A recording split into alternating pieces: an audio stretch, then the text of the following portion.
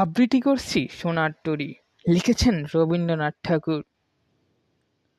গগনে গরজে মেঘ, ঘন বর্ষা, কূলে একে বসে আছি নাহি ভরসা।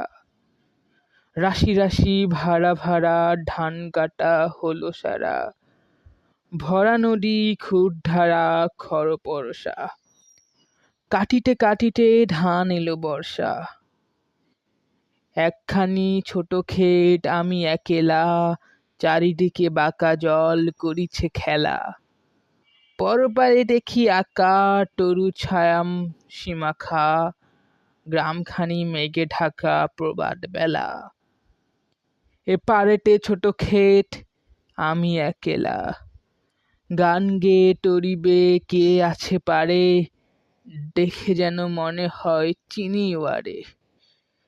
ভরা পালে চলে যায় কোনো দিকে নাহি চায়, ঢেউগুলি নিরুপায় ভাঙ্গে দুধারে। দেখে যেন মনে হয় চিনি উহারে। ওগো তুমি কোথাও যাও কোন বিদেশে, বারেক ভিড়াও তুলি কুলেতে এসে।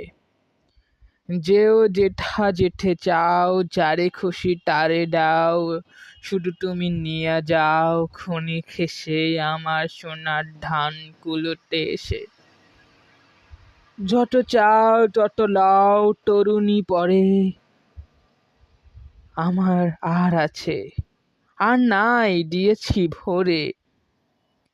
এতকাল নদী কূলে জাহালয়ে ছিনু তুলে, সকলি দিলাম তুলে থরে বেথরে।